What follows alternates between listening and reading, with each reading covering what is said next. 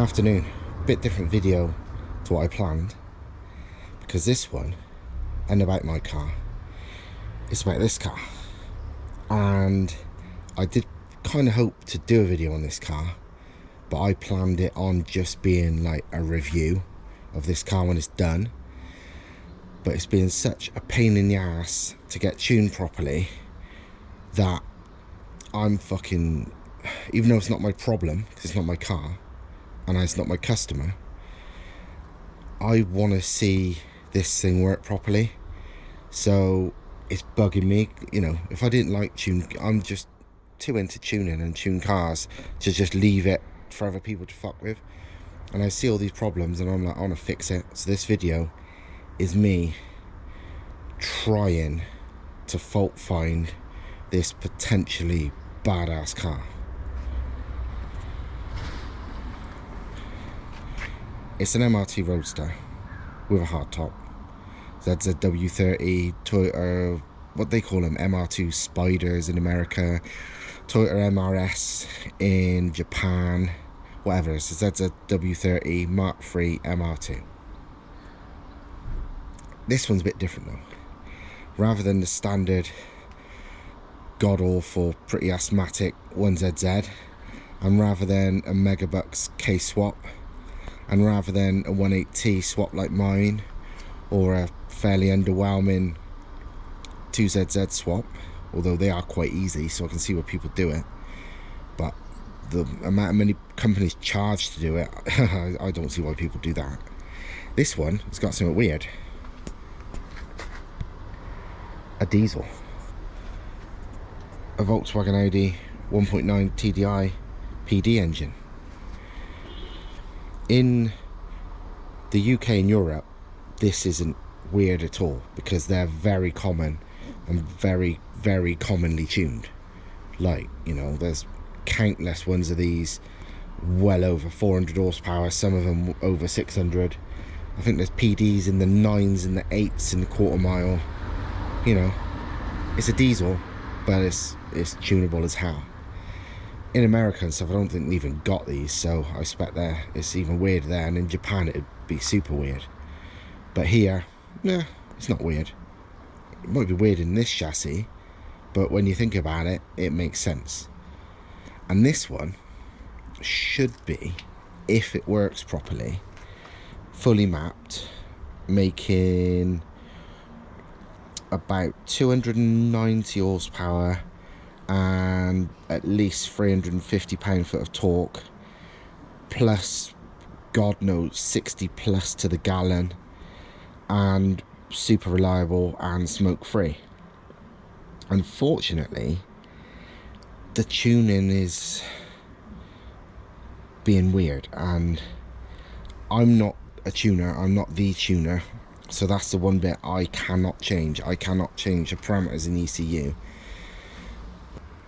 I believe the problem's probably fixable easier than what the tuner thinks, because basically this engine previously was in Thomas's MR2, that one, but in a lower state of tune than what this is going to be.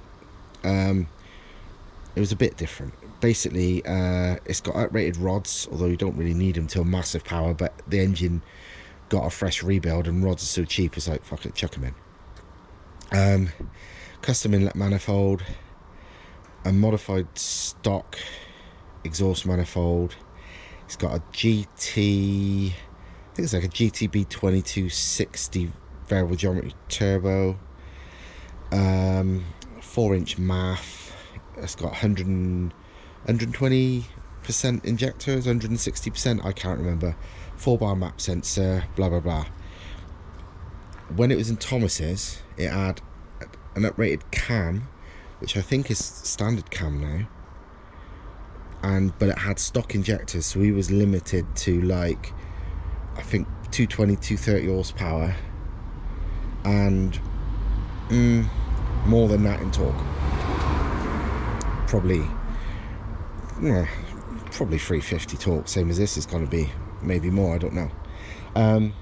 But this has got potential to make, yeah, a good 290 horsepower, even with no smoke, and good reliability. I don't know what it's making at the moment, but it's not fully mapped because the mapper says it's got compressor surge at high RPM, which is weird in its own right, that he's unable to get rid of. And what he thinks is wrong, I don't think is wrong, but I'd like to try and do what I think's right, and we'll see. We'll do some testing. I can't do any mapping because I don't know how to map and I've not got software, but it's still got the wideband in it. I've just put a boost gauge in it, so that plus my general knowledge of things might help. Weirdly, when this was in Thomas's car, it had a compressor surge problem super low down because of, I can't remember what it was. I think the boost control valve, the N75 valve, was replaced after it was mapped, so the map wasn't correct for it, so it was commanding too much boost at low RPM. Apart from that, it was absolutely fine. This one, weirdly, has no surge at low RPM. It picks up and goes fine, but getting close to the rev limit, sort of 4,500 RPM up, it's got mild compressor surge on throttle. And it's like, what the hell? When it first happened, the tuner said to me, he goes, I'm pretty sure that's got compressor surge. He said, can you go out and drive it for me and confirm what I think I'm feeling? Because you can't really hear it. And I went out and tried, and yeah, none low down, drives great, fine in the mid-range, but when you get up a bit, 4,500 RPM, it's got mild compressor surge that you can feel and sort of hear. The tuner reckoned it was to do with the calibration of the VNT actuator, mostly the stop screw, and it needed sending off to be flowed at some place. I don't know, sounded weird to me, not anything I'm used to. But it's like, that makes no sense to me, because I know damn well the stop screw is for closed position, not the open position, and if it's got surge, if anything, it's too closed, as in it should be opening more. So I only thought of this after he'd left. So once he'd gone, I thought I was getting annoyed with it not being done. So I was like, fuck it, I'm gonna do it. So I checked the actuator, and lo and behold, it was wound in way too tight, so it was never going fully open. So I adjusted it to allow for fully open, and then took it for a drive in exactly the same spec I drove it before, and it was surging. No surge. So it's like, mint, I fixed it. Told the tuner, he's like, cool, come back tomorrow and finish the job then. And I wasn't here, no one was here, but he contacted me later on and said all was good at first, but as he raised the boost even more, the surge came back, and even when he slackened off the actuator even more, it didn't help. And it's like, I could have told you that, because I have literally put it on full open. So it's like, and again, he was like, turbo needs to be sent off to this place to be flowed. And I've read the description of what this place says. It makes no sense to me, like, from someone that knows turbos. And also, what it certainly don't make sense of is, no matter what this thing is, it's for the closed position, because you don't want them fully closed, you want them a tiny bit open. At their closed position, you don't want the vanes fully closed. So it's got to have no effect on this anyway, in my opinion. So my mission is to find out what the fuck is causing it. Let's start this thing. Stupid thing is, this car sounds good when going, but it's a diesel, so at idle it still sounds like a fucking tractor. Oh well. Right then, let's start it up. I'm going to aim the camera at the VNT so you can watch the actuator move when I turn it on. Hopefully, if that doesn't fall off, you'll see as the vacuum starts of the engine moving, that will suck shut.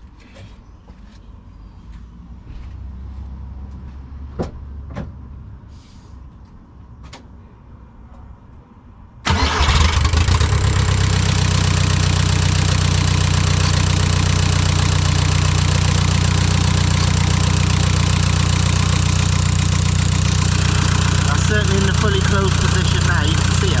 So up against the throttle, up against the stop screw.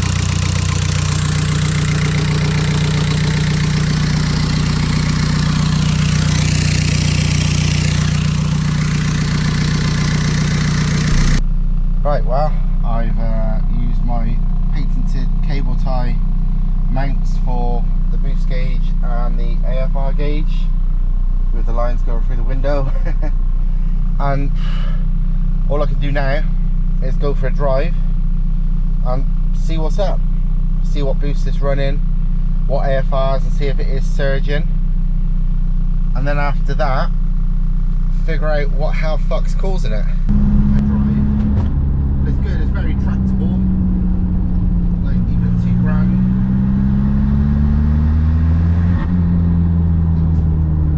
Well over 1 point something bar by less than 2,500 RPM. And in such a light car like this, you don't need super fast sport because an NA19 is gonna go alright. Even now, you're at like half a bar of boost, even at under 2,000 RPM, and you're on boost practically from idle. Nice car to drive. These are nice cars to drive anyway. But a 1.9 sounds weird, you wouldn't imagine it, but a 1.9 TDI does suit these quite well.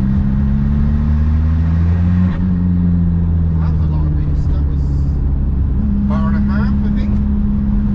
But peak boost and held boost is 2 different things, and I think he said above about 1.4 held boost was where it was surging for him, so we'll see.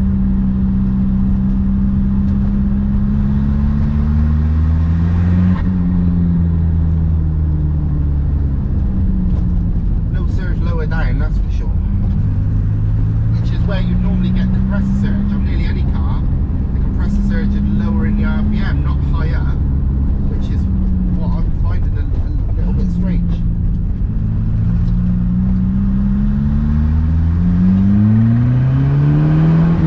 That was over 2 bar boost. I thought he said it was... Okay, I'm a bit confused now. That was over 2 bar.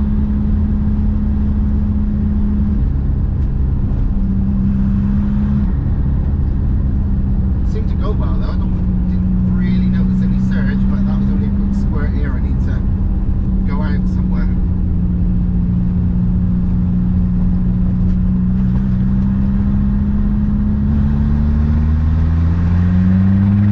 Oh, I can hear surge there.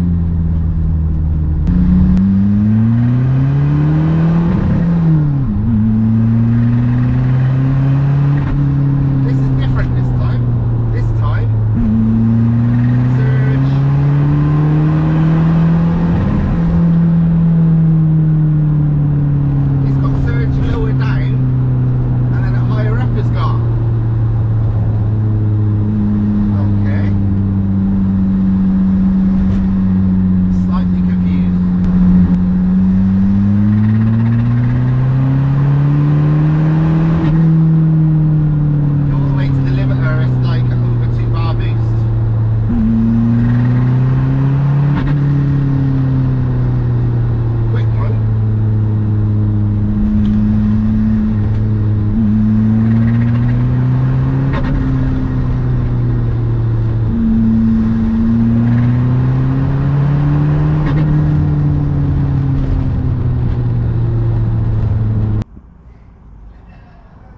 I reckon I'm just gonna now pull the actuator pipe off so there is no more vacuum on the turbo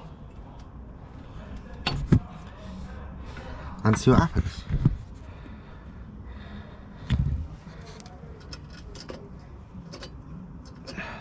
That's weird. That's just rang alarm bells straight away. I just pulled the pipe off and it's not returned. It's not returned to the open position, which is here. The fuck? Well, I just checked to actuate with a MITI vac and it seems fine. no leaks, and it returns normally. So now I'm just fucking confused. So I am going to reset the length, bolt it back up, try again, see if anything's changed. I don't know what could have happened. I don't know. The locking nut wasn't done up, but there's no way that would have spun round and changed and shortened it. It would only, if anything, make it longer. Well, it wouldn't do anything. It's only a fucking pressure and vacuum on it.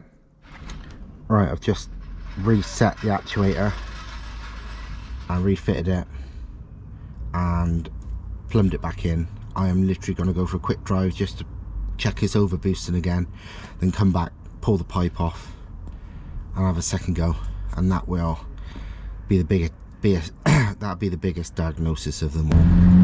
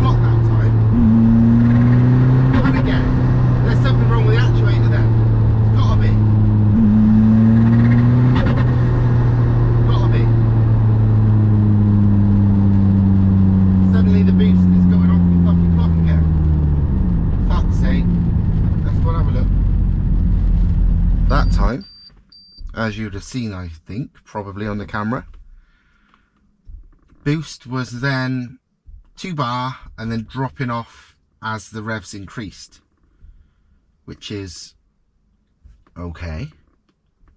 Still surging, but you know, okay. But then after a few blasts, suddenly it was back to 2.5 fucking bar again. So what the fuck is wrong? Let's go and have a look at the actuator and see if it tells us any stories.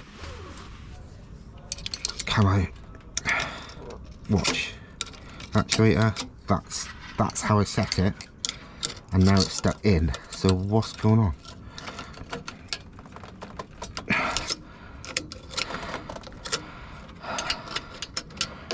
What the fuck is wrong with it?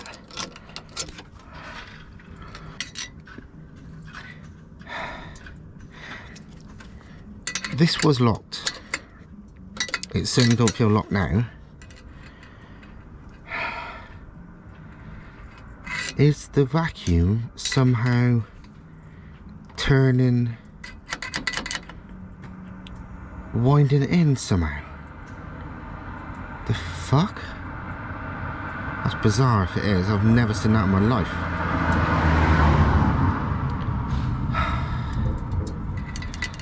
Take this off again and check. Right, now I have put grips on that and then did that up tight, so there's no fucking way that can unwind on its own free will now. I don't see how that's fucking possible, but I want to cover all bases because that's kind of what it looked like it did. So that is locked in the correct position. So I guess attempt number 3. Yeah. Boost now is about 1.7, 1.8 bar, and I've had lots of goes and it's staying like that. It hasn't gone up to 2.5, so I'll have another couple of little squirts on the way back to the workshop, and then that is some results. It's still surging though, but you know, whatever. Right, attempt number whatever. This time with the actuator pipe pulled off, so the VNT should be fully open now. so it's probably going to be laggy as hell, but it shouldn't boost as high, and it shouldn't surge. If it still surges now, I reckon there's a problem with the VNT itself internally on the turbo, and it's not opening fully for some reason. But I don't believe that to be the case. But let's go for a drive and find out.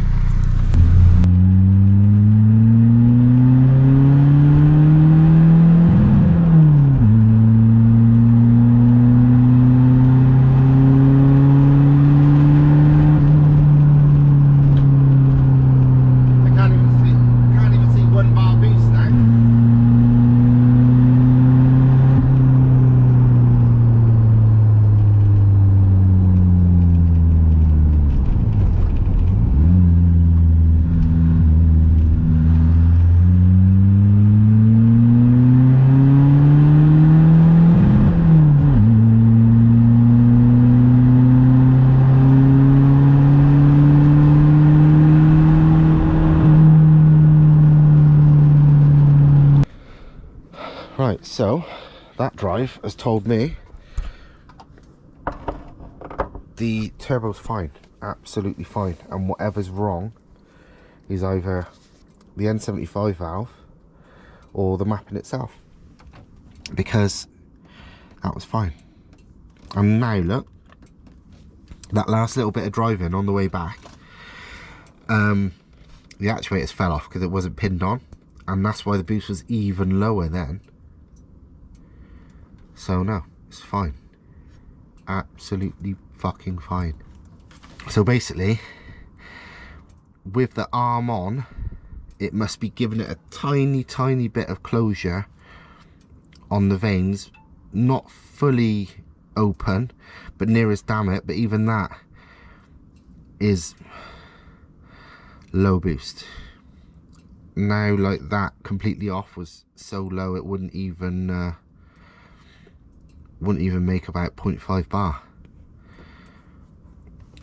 So yeah, I'm almost tempted to wind it out another little bit so it's even further from that mark now. But either way, there's nothing wrong with the turbo, and that proves it. So it's purely either this mofo is faulty or the mapping is incorrect in some way, and I don't think it's a mapping, because the person who's doing it genuinely knows his shit. So don't know. Right, attempt number lots. We've stolen the N75 valve off my 19 TDI to try it on this one to see if it's any different, because now we know there's nothing wrong with the turbo, because, well, without the N75 connected at all, just to Atmo, it ran pretty much zero boost. So let's have another drive.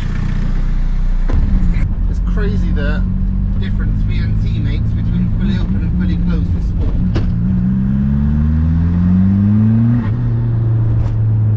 So fast falling now with it open. Hey, hang on, there was no surge yet.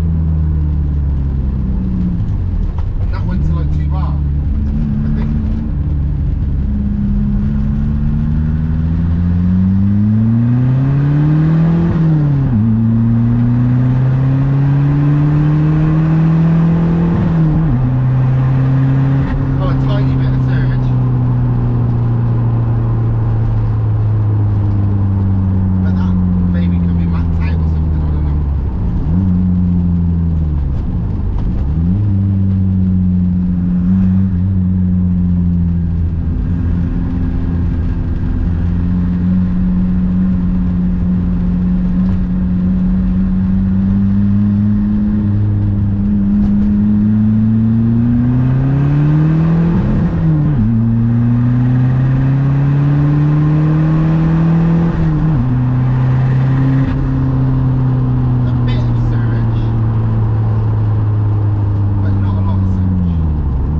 Final thing I want to check is if I open the vanes while already at high boost, boost will drop and not still run away like it you know, already is, so you can't say, oh, it's too high a boost.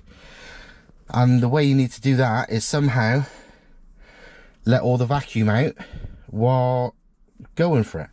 So what I've rigged up here is a T-piece from the vacuum pipe to the actuator, and with my finger on it, it will work as normal. Finger out, it will release all the vacuum, and it should do what I'm intending. I just want to see if the boost will drop when I take my finger off it. I'm not going to be able to hold the camera though, unfortunately, so I'm going to have to tell you the results after, because the camera mount is not working.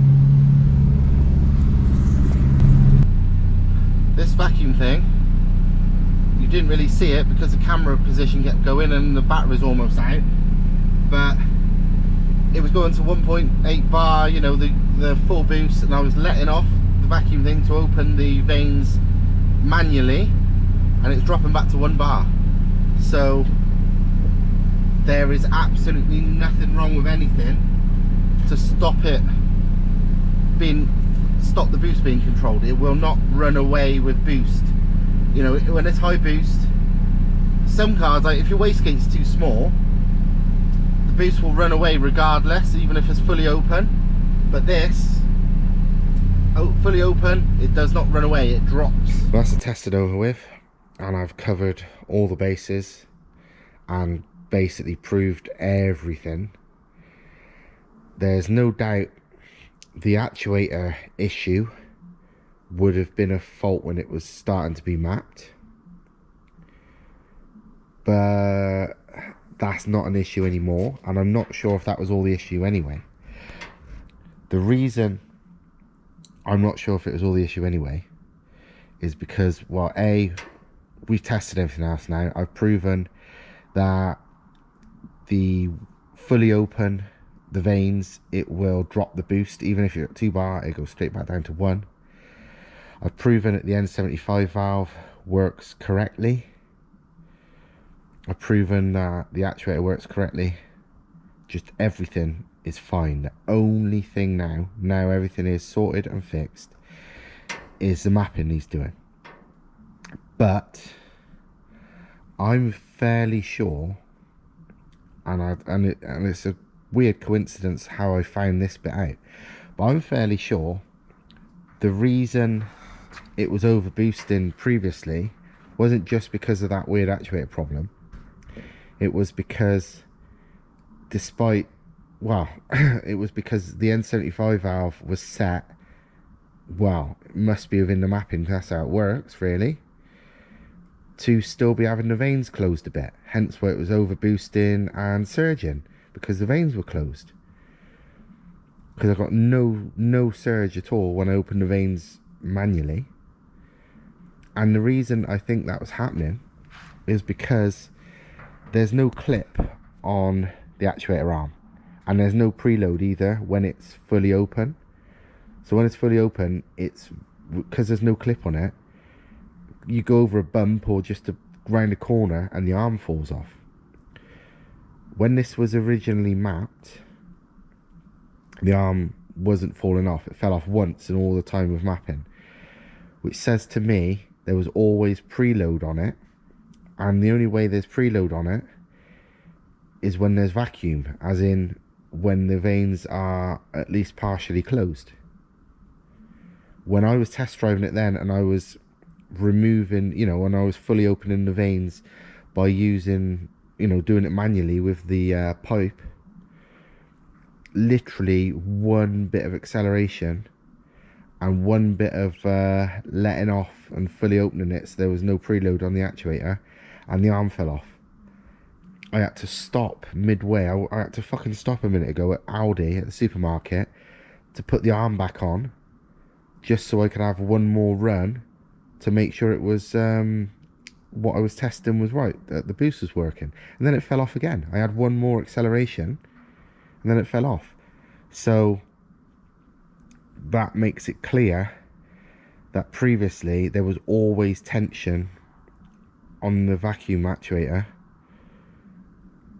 which means wow, the N75 valves was being told to create that vacuum. It is purely a mapping issue now. 100%. This is... I really, really wish I could fucking map. Because I could make this thing... I could map this thing with my eyes closed. I know how to map. As in, I know what settings and blah, blah, blah. I know what I want to do to this thing. I just don't know the control, you know, how to do it on a computer.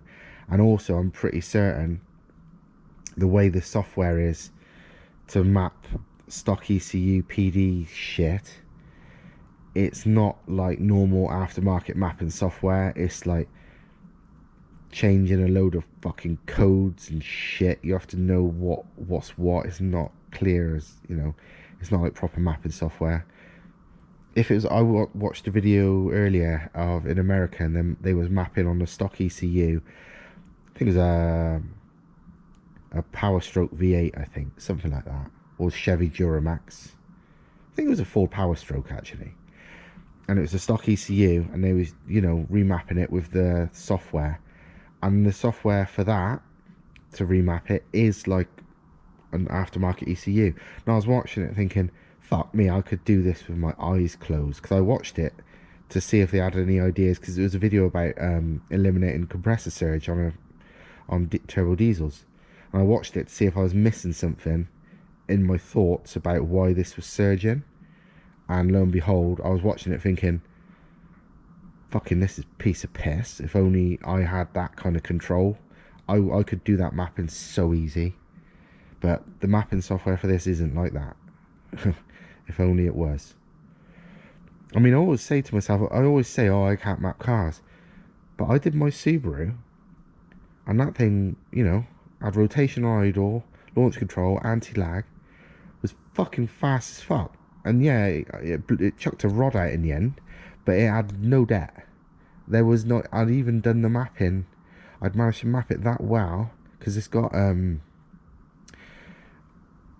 because that's on a stock ECU, and that's got correction for knock and lambda.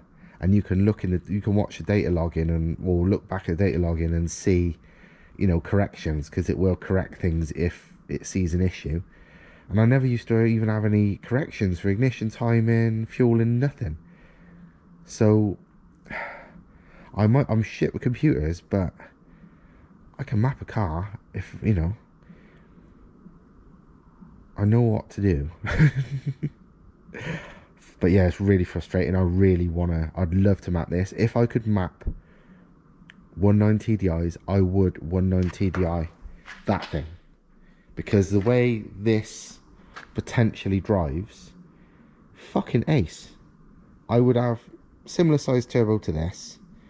I'd probably put a cam in it or something, or valve springs, so it'd rev a little bit higher. And it'd be fucking great fun. And simple too, because they're so basic. But it's not simple when you can't fucking map it yourself and you're relying on other people. So literally tonight, right, because of all this fault finding I've done, if only I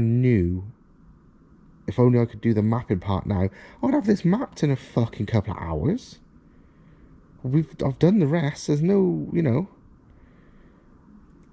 And to be honest, and even if there, and the thing is with me, because I understand this mechanical side of things, even if there was issues while mapping, I can fucking solve them. I'm not like, oh, don't work, I'll have to come back when it, you know, when somebody fixes it for me, because I don't even know what's wrong. It's like, no, I just fucking map it. I'll fix a problem, which I've done tonight, and I'll map it. It's honestly, it frustrates me that I can't do it. It also, I'm one of those people, I don't know how you fucking say it. I'm used to being a helper, as in, I always helping people. It's in my fucking nature. I help people. I see people that need fucking help with something, I help them. And it's stupid really, because no fucker really helps me. And I'm really, really bad. Like, I almost never do it and ask for help. Even when people offer, you know, I've had people sometimes say, oh, do you want me to come down and help you get the engine in or something? I just still struggle on myself regardless. It's just the way I am, even though I'm always helping people. I had no reason to do this. I'm not being paid to do this. I'm not fucking, it's not a customer of mine. I just want this car to be good. So it's like, I've spent the whole night fucking doing that, rather than I initially come here to finish mine. But instead I'm fixing this because fucking nobody else seems to be able to. But yeah, fuck knows, it does wind me up. It annoys me that I can't map them. Because I can. In my head, I just cannot on a computer, because I am shit at computers. And the software is not normal software. Anyway, fuck this shit. I'm going now. Hope you like this very long and different video. And if I can actually, you know, stop helping other people for a minute, I can actually finish my car, which is mere hours really from being finished, if that. And that has got fully mappable good software, so I can play with that. I much prefer though to be able to play with diesels, because it sounds stupid because so many people break diesels, but you gotta be a fucking thick cunt to blow up a diesel with bad mapping. You really gotta be a spastic. But, and I'm not naming names, but there's a really big diesel tuner that had quite a popular video a while ago. I think it was maybe a feature on one of his cars, and he was banging on about it, and he even clearly didn't know that rich mixtures is what gets them hot and melting, and lean cools them down and can't do any damage. Because he was like, oh, you have to add fuel to stop it like melting and blowing up. It's like, what the fuck are you talking about? That's backwards. No wonder all your shit's not reliable. But yeah, literally, unless you're a right wally, you can't blow a diesel up, you know, by having it dead and die like you can a petrol. It's so much fucking safer. You know, petrol you can fuck up in seconds. Diesel, you gotta do some stupid shit to do that. Some ignorant, not paying attention to anything shit. Do you know what I mean? So, fuck knows. Anyway, that's enough waffle. This is gonna be a long ass video even after I do all the editing. Yeah, I'm going now. Hope you liked it. If you want to help in any way, you know, because like I said, I don't get enough views for YouTube to make me any money. I'm like, it's like what? I think it's still showing 45 quid in the last month, which is useless. Then I got Patreon. That's that. Anything, fucking hell, you know what I mean? 50p a month would be better than no money a month. Do you know what I mean? If it pays for a drink, anything's welcome. I mean, on my Patreon don't pay me much. I think every month, through all the little bits different people thankfully give me on Patreon, that probably adds up to, I think it's about 60 quid, which is fuck all. But you imagine that's like nearly a tank of fuel. So it's useful as fuck to get to the workshop and back regardless. So you are helping, because fucking hell, you know what I mean? If I didn't have fuel, I won't be able to come to the workshop so often. So, you know, anything is better than nothing. It's one of those things, isn't it? I mean, look at me, right? I think it's about 9,500 subscribers on YouTube. If every one of them gave me 50p a month, that would be more than enough to do YouTube full time as a living. You know, that would pay for everything just fine. You know, that would be 9.5, coming on 5 grand a month just from people's 50p's, and that's not even on any new subscribers. But people won't do that. People People won't even give up 50p for a fucking for constant videos that they watch. It's ridiculous, really.